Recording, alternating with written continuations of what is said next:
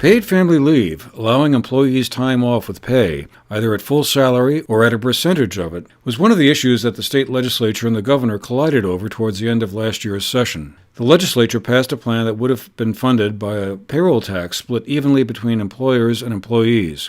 That plan was vetoed by Governor Phil Scott, who had made holding the line on new taxes and fees a priority. This year, however, both the governor and the legislature have unveiled proposals for paid family leave. The governor has offered a voluntary opt-in plan in conjunction with the governor of New Hampshire that would automatically include the roughly 18,500 state workers in both states. Private sector businesses could opt into the plan, which would offer up to 6 weeks of leave annually at 60% of salary.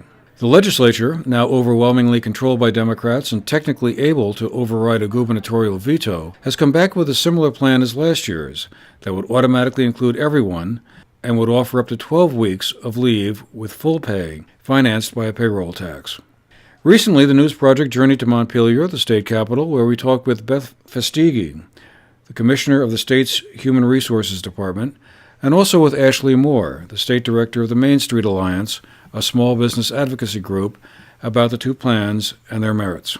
It's called the Twin State Voluntary Leave Plan, and it is a joint plan with Vermont and New Hampshire to provide paid family medical leave, paid family medical insurance, and uses the state employees as the anchor for this program. So using the state's 18,500 employees, making this be the employer base, really sets up the insurance market in the state. Currently, this market doesn't exist, and where they have 90% of the employers in both Vermont and New Hampshire, less than 50 employees, those employers don't have the ability to buy family medical leave insurance for their employees. So this program enables that, but without placing that extra burden on the taxpayers, or actually placing that extra burden on the taxpayers, because having a private insurance company start up this plan, you don't have the startup infrastructure costs you might have in setting up a state government-run program, which can be incredibly expensive. Also can take a lot longer than doing this program in a market that's already started up. If it comes to fruition, the bi-state family leave plan would be the first of its kind in the country, she said. So recognizing that there's a need for it and a good idea and working together, I'm hoping that we will be able to come up with common ground and something will go forward. I think this is an innovative new idea, and I think that the ability to get this up and running and create that market is a very good starting point and something that we can do very quickly. Ashley Moore had a different take on the two plans and favors the legislative version that would offer more in the way of benefits and be financed by the payroll tax. That is a tried and true model that's used in states across the country. It's a public model that would create a statewide system so that every Vermonter would have access to up to 12 weeks of leave at 100% of their wages. It's very different from the governor's proposal, which presents a private for-profit insurance model. It's one that would be voluntary, which is not something that's been done in any state before.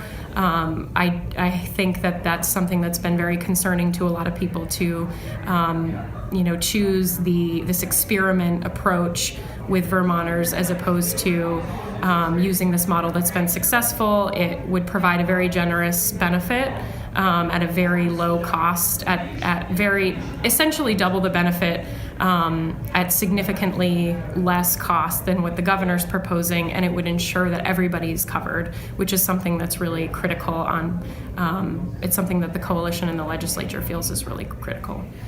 We also think it's something that would be really great for recruiting and retaining young people and families in Vermont. That's something that we hear about the need for all the time.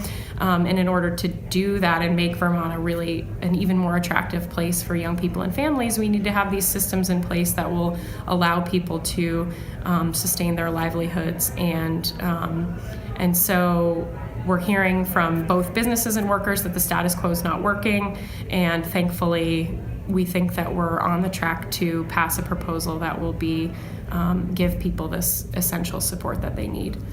5 states, California, New York, Rhode Island, Washington, New Jersey, and the District of Columbia, with Massachusetts having enacted a plan scheduled to take effect later this year, offer paid family leave at present, and 10 other states offer them for state employees. Similar measures have been proposed in at least 6 other states. There are several possible qualifying events that could trigger a paid family leave, such as child care for a newborn, and also to care for an ailing spouse or an aging parent. Heather Wright, an attorney with the law firm Wright Jones Law, which specializes in employment law, said one question that's come up about the governor's plan is whether people will be inclined to take the insurance plan if they thought they were unlikely to use it. Another issue is how it will fit with a proposal to boost the increases in the state's minimum wage. The governor's plan would compensate for folks who say, well, not a lot of people want this, or it's fine with me if you have it, but I don't want to have to contribute to it. But Democratic leadership has certainly made a point that if you have too many people backing out of the plan is then, it doesn't float. There's not enough folks to partake in it. More conservative leadership has mentioned that if you're concerned about the small amount of people interested in participating, then why are we advancing the policy at all? So the level to which folks will be compelled to comply or to join into a plan is certainly at question here, and it's one of the first questions that's going to have to be figured out.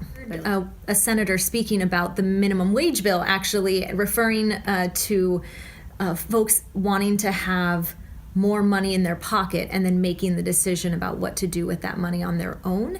And I'm wondering if putting the minimum wage bill with that argument, putting more the incentive to put more money in people's pockets, if that kind of harms the argument that we should then have paid family leave. Because if what constituents are saying is that we want more money in our pocket, does that then negate the idea that we should have some sort of mandated family leave?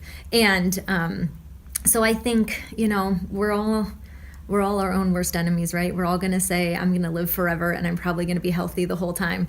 And we're all going to need something. It's either us, it's our kids, it's our spouse, our parents. We're all going to need to take some time away. And if you're one of the lucky few that makes it your whole career not needing that, good for you. But I think there's a whole policy and values argument around Vermonters. Do we want to offer this on a voluntary basis or on a mandatory basis to all of the people within our state and within our communities? The United States is one of the few advanced developed countries that doesn't offer a paid family leave option, and only a minority of individual states make it available. The action now returns to the State House, where lawmakers have signaled that this issue will be one that might see action relatively early in the session. For the GNAT-TV News Project, I'm Andrew McKeever.